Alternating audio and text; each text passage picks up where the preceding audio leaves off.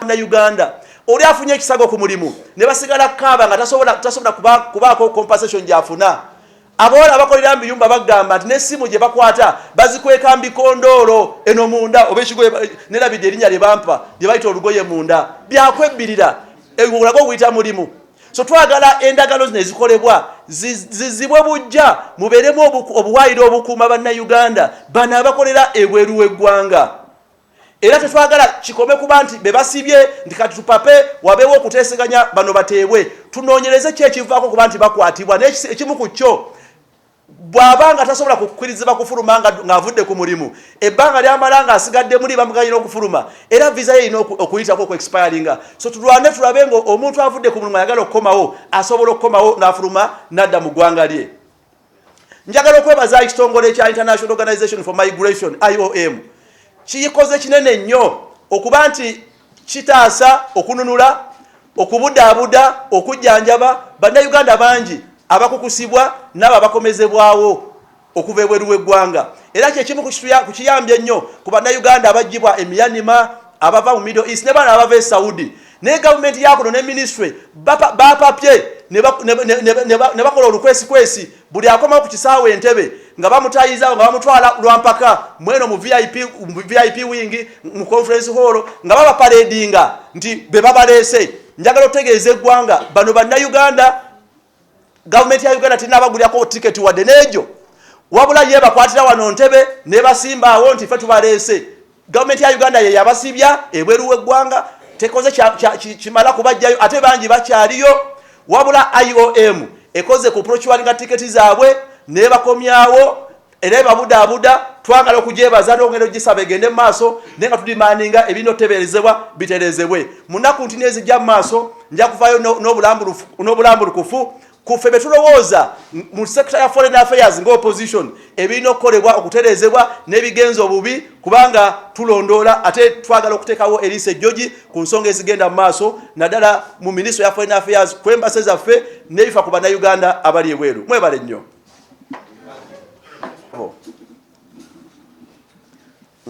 Nga minisita akwatibwako ow'ekisiikirize ensonga z'amawanga amalala oba shadow minister wa foreign affairs amanya Muwada Nkunyinji nzize okwogera ku mbeera nga bweri mu nsonga za Uganda n'amawanga amalala. Era njagala okutandika nga njozaayoza President wa America eyakalondebwa President Donald Trump okumuyozaayoza okulondebwa nga president.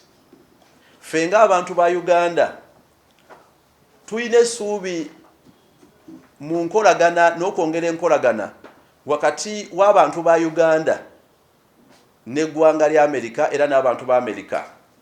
Tulowooza bye tulwanyirira bifaanagana ng'okulwanyirira demokrasiya, obuyinza obw'abantu, okulwanyirira enfuga ey'amateeka, okulwanyirira eddembe ly'obuntu n'okulwanyirira demokrasiya okutwaliza wamu. Naffe tulabeko ku nkyukakyuka mu ggwanga lyaffe n'obuyinza bw'abantu obutawambibwa. Ku mbeera nga bweri mu nsi yonna kitukwatako nnyo era kinakuwaza nti ensi mulimu obusambattuko naddala mu Middle East mu bitundu bya Buwalabu n'olutalo olugenda mu maaso mu Ukraine. Ffenna tutunuulira era tusaba okuba nti wabawo kyonna ekikolebwa okufuna ensi erimu emirembe mu nsi yonna. Bwe tukomawo wano ewaffe mu Uganda embeera bwebadde emyaka ena emabega eraga nti wabaddewo okusereba kw'omutindo n'enkwata embi ensonga za Ministry ya Foreign Affairs ne sekita yonna ne embassy zaffe. Kyewuunyisa nti we twogerera amawanga g'ensi gonna agakkiriza mu demokrasiya mangi gavuddeyo ne gagoba bambasada ba Uganda ne gabalangirira nti tebeetaagibwa ng'ekyali mu Canada. abalaba ambassador bagobeddwayo oba sinakindi gavumenti ya kuno ministry ne papirira ne bali calling ne bayitayo nga banaatera okugobebwa.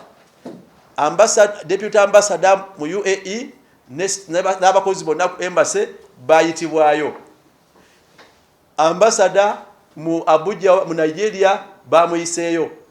Ba diplomati bangi aba Uganda ne ba ambassador esaawe na bali mu kunoonyerezebwako nga mwentwadde ne minister omujjuvu owa foreign affairs Jeje Odongo. Ekyo kyongera okulaga nti eno sekita yo erimu emitawaana mingi era eyongera okulaga nti gavumenti ya Mwai Museveni evunze.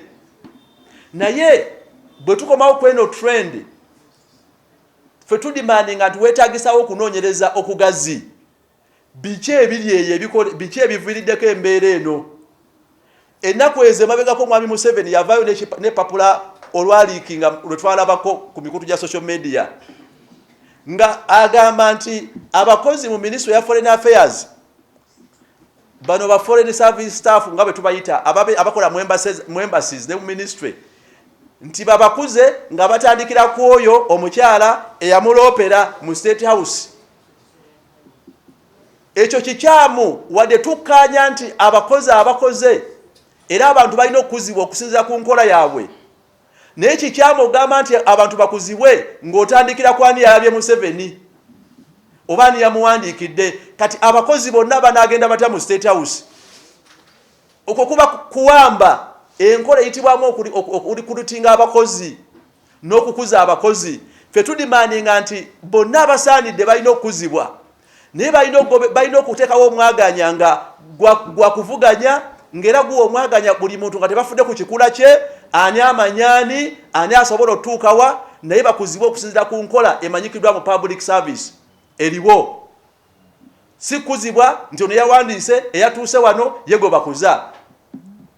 Olwo luba lukwesikwesi kutandika gamba nti emirimu giweebwa abo abamanyi Museveni abatamumanyi tebakuzibwa.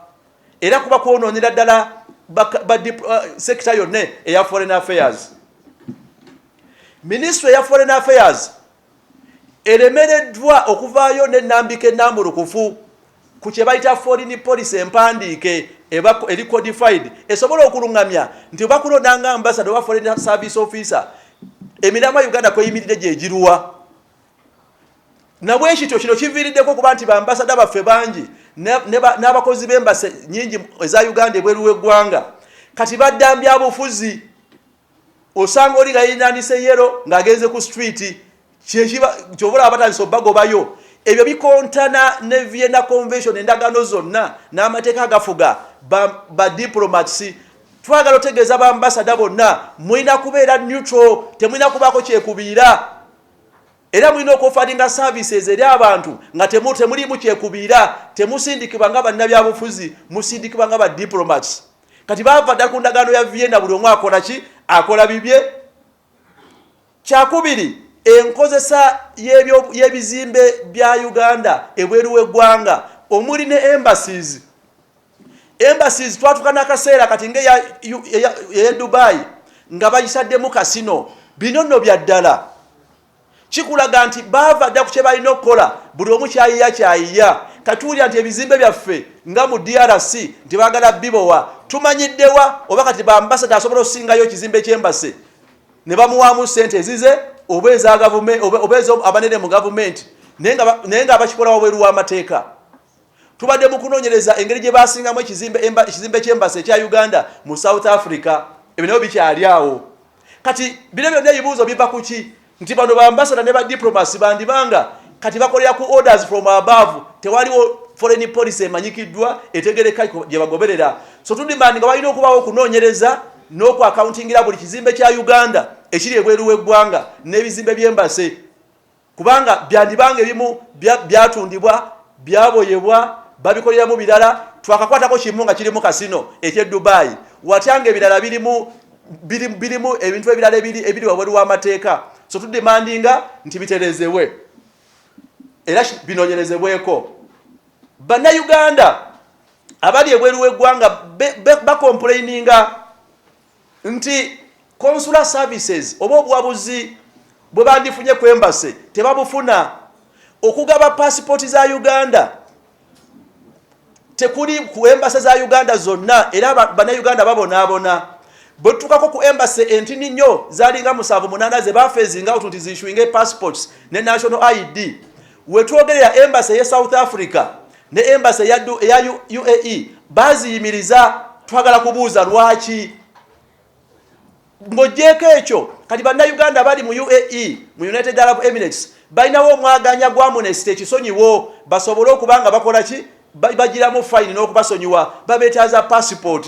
Naye abaddukidde ku embassy mu Abu Dhabi bagamba nti abatina abasobola ozifunayo babawa passport za myaka 2 oba gumu oba myezi 6 naye nga basasula ssente za passport ng'omulala Munna Uganda zasula eza passport ebbanga eppanvu.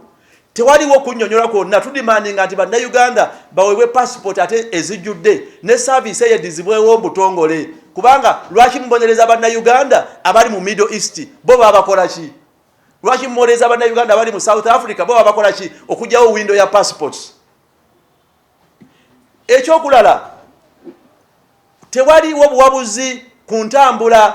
Ensi zonna zivayo ne zibagamba nti bannange wano waliwo obusambattuko anaatambula kola bwoti oba weebuuze ku kino. Tewaliwo Banna Uganda tebawabuddwa. Kati Banna Uganda bangi beesanze ebifo oba olyawo bye bandyewaze nga kati bano abawambibwa emiyannima. Ddala omuntu n'alinnye ennyonyi ku kisaawe Entebbe n'agenda n'atuukira mu mikolo gy'abayeekera mu miyannima giyite ebbama.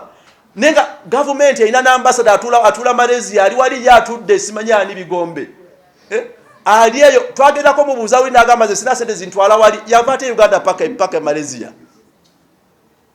So Banna Uganda tebafiiriddwako tebaweeddwa buwabuzi. We twogerera Banna Uganda bangi mu makomera ebweru w'eggwanga. Bano abalunnyanja abavubi bangi bali mu makomera wano mu DRC ne Banna Uganda abalala. Tebannatutegeeza nti waliwo obuzibu ku nsalosalo za Uganda ne DRC oba n'ennyanja agenda okuvuba gwe bakwata bali eyo makomera n'abalala bakwatibwa ku nsonga endala. Tewali kikolebwa kubanunula. Banna Uganda bali mu Cairo. Banna Uganda bakwata abawala bangi bali mu India makomera. Abanna Uganda bali mu Middle East mu UAE mu Middle East okufayira awamu mu miyannima bakyaliyo. Tewali kikolebwa. Tudimandinga nti gavumenti z'amawanga amalala zivaayo neziogerezeganya n'amawanga amalala nekiyambako oluusi bannansi baabo okomezebwawo n'ababa oluusi abasingisibwa ebibonerezo bamalina okubateesa nabo ne bagaka bagenda akisaavingire mu nsi ye. Naye abamu ku bino emisango egisinga obbasibya gya bulijjo nti immigration divisa yaggwako aliyo irigale. Banna Uganda Ministry ya Foreign Affairs yo yasirikira ddala ne Ministry ya Gender evunaanyizibwa ku baana abakolera ebweru naye esirise. So tudimandinga twalina okubawo ekikolebwa ku Banna Uganda bali mu makomera abangi enkumu n'enkumu abasibiddwa makomera ebweru w'eggwanga. Okulwawo okuteeseganya ku ze bayita bilateral agreements ku nsonga z'abakozi. Endagaano ezikoleddwa wakati wa Uganda n'amawanga amalala ku bakozi zirimu ebirumira bingi. Bannaye ani ateeseza Uganda? N'okola endagaano naye ng'omwana bw'avaalwa n'agenda okukola mu Saudi bw'atuuka ku mulimu nga tagusobola takkirizibwa guvaako. Obutemu obuli mu ggwanga mubuteeka ne mu poliisi kati.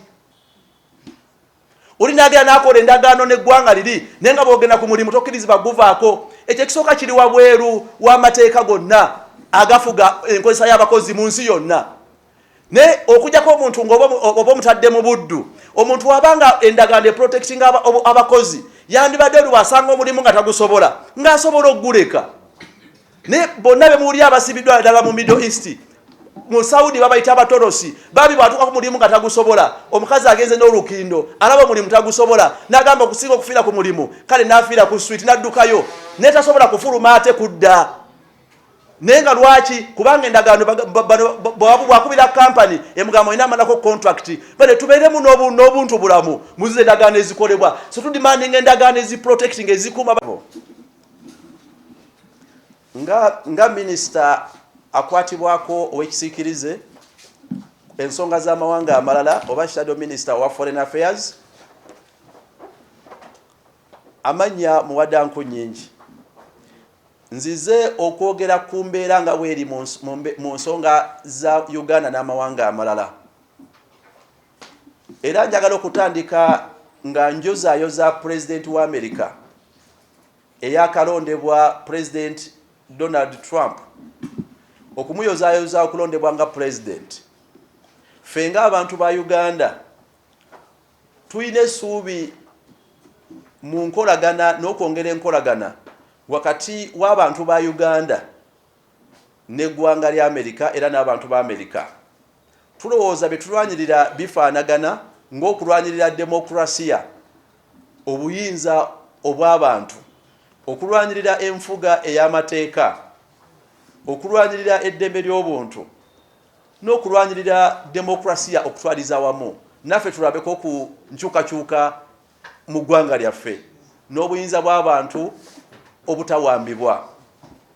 Ku mbeera nga bw'eri mu nsi yonna kitukwatako nnyo era kinakuwaza nti ensi mulimu obusambattuko naddala mu Middle East mu bitundu bya Buwalabu n'olutalo olugenda mu maaso mu Ukraine. Ffenna tutunuulira era tusaba okuba nti wabawo kyonna ekikolebwa okufuna ensi erimu emirembe mu nsi yonna. Bwe tukomawo wano ewaffe mu Uganda, embeera bwebadde emyaka ena emabega eraga nti wabaddewo okusereba kw'omutindo n'enkwata embi ensonga za Ministry ya Foreign Affairs ne sekita yonna ne embassy zaffe. Kyewuunyisa nti we twogerera amawanga g'ensi gonna agakkiriza mu demokrasiya mangi gavuddeyo ne gagoba bambasada ba Uganda ne gabalangirira nti tebeetaagibwa ng'ekyali mu Canada. Abalala bambasada bagobeddwayo oba sinakindi gavumenti ya kuno minisitule n'epapirira n'ebalikoolinga n'ebayitayo nga banaatera okugobebwa. Deputy ambassador mu UAE n'abakozi bonna ku embassy bayitibwayo. Ambassador mu Abuja mu Nigeria bamuyiseeyo.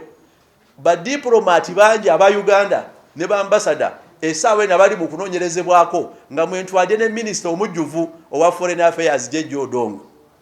Ekyo kyongera okulaga nti eno sekita yo erimu emitawaana mingi era eyongera okulaga nti gavumenti ya Mwami Museveni evunze. Naye bwe tukomawo ku eno trend ffe tudimandinga nti weetaagisawo okunoonyereza okugazi. Biki ebiri eyo biki ebiviiriddeko embeera eno? Ennaku ezo emabegako Mwami Museveni yavaayo n'epapula olwaliikinga lwe twalabako ku mikutu gya social media nga agamba nti abakozi mu Ministry ya Foreign Affairs bano ba foreign service staff nga bwe tubayita abakola mu embassies ne mu ministry nti babakuze nga batandikira ku oyo omukyala eyamuloopera mu State House. Ekyo kikyamu wadde tukkaanya nti abakoze era abantu balina okuzibwa okusinziira ku nkola yaabwe. Naye kikyamu ogamba nti abantu bakuzibwe ng'otandikira ku ani yalabye Museveni oba ani yamuwandiikidde. Kati abakozi bonna banaagenda batya mu State House? Okwo kuba kuwamba enkola eyitibwamu okulikurutinga abakozi n'okukuza abakozi. Ffe tudimandinga nti bonna abasaanidde balina okukuzibwa naye balina okuteekawo omwaganya nga gwa kuvuganya ng'era guwa omwaganya buli muntu nga tebafudde ku kikula kye ani amanyaani ani asobola otuukawa naye bakuzibwe okusinziira ku nkola emanyikiddwa mu public service eriwo. Si kuzibwa nti ono yawandiise eyatuuse wano yego bakuza. Olwo luba lukwesikwesi kutandika gamba nti emirimu giweebwa abo abamanyi Museveni abatamumanyi tebakuzibwa. Era kuba kwonoonera ddala sekita yonna eya Foreign Affairs. Ministry ya Foreign Affairs eremereddwa okuvaayo n'ennambika ennambulukufu ku kye bayita foreign policy empandiike eri codified esobola okulungamya nti oba kulondanga ambassador wa foreign service officer emiramwa Uganda kweyimiridde gye giruwa. Nabwe ekityo kino kiviiriddeko kuba nti bambasada baffe bangi n'abakozi b'embase nyingi eza Uganda ebweru w'eggwanga kati baddambya bufuzi. Osanga oli nga yinanise yero ng'agenze ku street kyobula abatandise obagobayo. Ebyo bikontana ne Vienna Convention endagaano zonna n'amateeka agafuga ba diplomats. twagala otegeeza ba ambassador bonna mulina kubeera neutral, temulina kubaako kyekubiira. Era mulina okufalinga services eri abantu nga temulimu kyekubiira, temusindikibwa nga bannabyabufuzi, musindikibwa nga ba diplomats. Kati bava dda ku ndagaano ya Vienna buli omu akola ki? Akola bibye. Kyakubiri, enkozesa y'ebizimbe bya Uganda ebweru w'eggwanga omuli ne embassies. Embassies twatukana akaseera kati ya Dubai nga bayisaddemu kasino. Bino nno bya ddala. Kikulaga nti bava dda ku kye balina okukola buli omu kyayiya. Katuulira nti ebizimbe byaffe nga mu DRC nti baagala bibowa. Tumanyiddewa oba kati ba ambassador asobola okusingayo ekizimbe ky'embase ne bamuwaamu ssente ezize oba eza gavumenti oba abanene mu gavumenti naye nga abakikola wabweru w'amateeka. Tubadde mu kunoonyereza engeri gye basingamu ekizimbe ky'embase ekya Uganda mu South Africa. Ebyo nabyo bikyali awo. Kati bino byonna ebibuuzo biva ku ki? Nti bano ba ambassador ne ba diplomats bandibanga kati bakolera ku orders from above, tewaliwo foreign policy emanyikiddwa etegereka gye bagoberera. So tudimandi nga balina okubawo okunoonyereza n'okwacountingira buli kizimbe kya Uganda ekiri ebweru w'eggwanga n'ebizimbe by'embase, kubanga byandibanga ebimu byatundibwa byaboyebwa babikoleramu birala. Twakakwatako kimu nga kirimu kasino eky'e Dubai, watyanga ebirala birimu ebintu ebirala ebiri wabweru w'amateeka. So tudimandinga nti biterezewe era binoonyerezebweko. Banna Uganda abali ebweru w'eggwanga bakomplaininga nti consular services oba obuwabuzi bwe bandifunye ku embassy tebabufuna. Okugaba passport za Uganda tekuli ku embassy za Uganda zonna, era Banna Uganda babonaabona. Bwe tutukako ku embassy entini nnyo zalinga 7-8 ze bafeezinga out nti zissuing passports ne national ID. We twogerera embassy ye South Africa ne embassy eya UAE baziyimiriza. Twagala kubuuza lwaki ng'ogyeko ekyo. Kati Banna Uganda bali mu UAE mu United Arab Emirates balinawo omwaganya gwa Amnesty ekisonyiwo basobole okubanga bakola ki? Bagiramu fine n'okubasonyiwa babeetaaza passport. Naye abaddukidde ku embassy mu Abu Dhabi bagamba nti abatina abasobola ozifunayo babawa passport za myaka 2 oba gumu oba myezi 6 naye nga basasula ssente za passport ng'omulala Munna Uganda zasula eza passport ebbanga eppanvu. Tewaliwo kunnyonnyola kwonna. Tudimandinga nti Banna Uganda baweebwe passport ate ezijjudde ne service eyedizibwewo mbutongole, kubanga lwaki mubonereza Banna Uganda abali mu Middle East bo babakola ki? Lwaki mubonereza Banna Uganda abali mu South Africa bo babakola ki? Okugyawo window ya passports. Ekyokulala, tewaliwo buwabuzi ku ntambula. Ensi zonna zivaayo ne zibagamba nti bannange wano waliwo obusambattuko anaatambula kola bwoti oba weebuuze ku kino. Tewaliwo. Banna Uganda tebawabuddwa. Kati Banna Uganda bangi beesanze ebifo oba olyawo bye bandyewaze nga kati bano abawambibwa Myanmar. Ddala omuntu n'alinnye ennyonyi ku kisaawe Entebbe n'agenda n'atuukira mu mikolo gy'abayeekera mu Myanmar giyite Bama. Naye nga gavumenti erina n'ambasada atuula Malaysia ali wali ye atudde simanyi ani bigombe. Ali eyo twagendako mubuuza wina agamba ze sina sente zintwala wali yava ate Uganda paka Malaysia. So Banna Uganda tebafiiriddwako, tebaweeddwa buwabuzi. We twogerera Banna Uganda bangi makomera ebweru w'eggwanga. Bano abalunnyanja abavubi bangi bali mu makomera wano mu DRC ne Banna Uganda abalala. Tebannatutegeeza nti waliwo obuzibu ku nsalosalo za Uganda ne DRC oba n'ennyanja agenda okuvuba gwe bakwata baliyo makomera n'abalala bakwatibwa ku nsonga endala. Tewali kikolebwa kubanunula. Banna Uganda bali mu Cairo. Banna Uganda abawala bangi bali mu India makomera. Abanna Uganda bali mu Middle East mu UAE mu Middle East okufaira awamu mu Myanmar bakyaliyo. Tewali kikolebwa. Tudimandinga nti gavumenti z'amawanga amalala zivaayo neziogerezeganya n'amawanga amalala nekiyambako oluusi bannansi baabo okomezebwawo n'abo oluusi abasingisibwa ebibonerezo bamalina okubateesa nabo ne bagaka bagenda akisavingire mu nsi ye. Naye abamu ku bino emisango egisinga obbasibya gya bulijjo nti immigration divisa yaggwako aliyo irigale. Banna Uganda Ministry ya Foreign Affairs yo asirikira ddala ne Ministry ya Agenda evunanyizibwa ku baana abakolera ebweru naye esirise. So tudimandinga nti walina okubawo ekikolebwa ku Banna Uganda bali mu makomera abangi 10 abasibiddwa makomera ebweru w'eggwanga. Okulwawo okuteeseganya ku ze bayita bilateral agreements ku nsonga z'abakozi. Endagaano ezikoleddwa wakati wa Uganda n'amawanga amalala ku bakozi zirimu ebirumira bingi. Bannaye ani ateeseza Uganda? N'okola endagaano naye ng'omwana bw'avaalwa n'agenda okukola mu Saudi, bw'atuuka ku mulimu nga tagusobola, takkirizibwa guvaako. Obutemu obuli mu ggwanga mubuteeka ne mu poliisi kati. Oli n'agenda n'akola endagaano n'eggwanga liri naye nga bw'ogenda ku mulimu tokkirizibwa guvaako. Ekyo ekisooka kiri wabweru w'amateeka gonna agafuga enkozesa y'abakozi mu nsi yonna. Ne okujjako omuntu ng'oba omutadde mu buddu, omuntu wabanga endagaano protecting abakozi yandibadde lwasanga omulimu nga tagusobola ng'asobola okuguleka.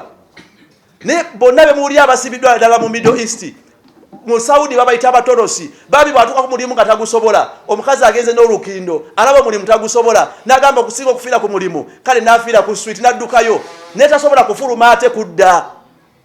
Naye nga lwaki? Kubanga endagaano bwakubira kampani emugamba ina amalako contract bale tubeeremu n'obuntu bulamu muzize endagaano ezikolebwa. So tudimandinga endagaano eziprotecting ezikuuma nayo nyimpi bulala.